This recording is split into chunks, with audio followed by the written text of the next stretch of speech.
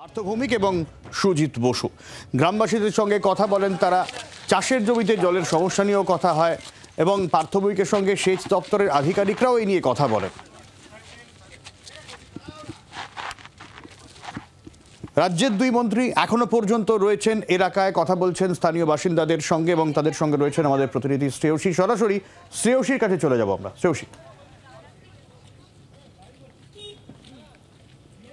একেবারে দেখো, আজকে সকাল থেকে রাজ্যের দুই মন্ত্রী সুজিত বসু এবং পার্থ ভৌমিক তারা দুজনে আজকে একাধিক এলাকায় গিয়েছেন এবং বিশেষত যে যে জায়গাগুলোতে মূলত হচ্ছে উত্তম এবং শিবুর বিরুদ্ধে ভারতের মানুষের অভিযোগ, সেই জায়গায় গিয়েছেন। সুজিত, এই জায়গা থেকে জানতে চাইবো যে এত মানুষের অভিযোগ মানে কিভাবে মেটাবেন, কি বুঝছেন আপনারা? সকাল থেকে তো সারাদিন আপনারা নিজেরা পায়ে হেঁটে ঘুরলেন সব জায়গায়।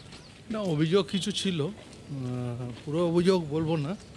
আর বহু মানুষ বলেছেন আমাদের এখানে কোনো সমস্যা তেমন কিছু নেই, কিন্তু যেটুকু অভিযোগ আমরা পেয়েছি সেই অভিযোগগুলো তো আমরা খতিয়ে দেখছি, তো সেগুলো সমাধানও করবো। মানে কোনো টাইম ফ্রেম বেঁধে দিচ্ছেন যে এই সময়ের মধ্যে সমাধান? কিছু তো বলেছি, যেমন ওই নদীর জল, ওই নোনা জল যেটা এতে খেতে ঢোকানো হচ্ছিল চাষের জমিতে, সেগুলো বলেছি আমরা 20 দিনের মধ্যে সেগুলো। এত মানুষের ক্ষোভ, মানে জেলা নেতৃত্ব, শীর্ষ নেতৃত্ব কেউ কখনো জানতে পারলেন না, আপনাদের কাছে পৌঁছয়নি? ঠিক আছে, কিছু কিছু ক্ষোভ ছিল মানুষের, সেইগুলো মেটানো হচ্ছে এবং মেটানো হবে। আমার মনে হয় সব ঠিক হয়ে যাবে। দেখো, কার্যত যেটা বলছেন যে সুজিত বসু, তিনি যেটা বলছেন যে কিছু কিছু অভিযোগ ছিল এবং সেই অভিযোগ কিন্তু ইতিমধ্যেই মেটানোর কাজ শুরু হয়েছে এবং সেইখানে কিন্তু আরও মেটানোর কাজ চলবে। আমরা এই মুহূর্তে আমি তোমাকে দেখাবো যে এক্ষেত্রে আরেক মন্ত্রী, অর্থাৎ সেচ মন্ত্রী পার্থ ভৌমিক, তিনি আসছেন এবং তিনি আস্তে আস্তে তোমাকে দেখাবো দূরে।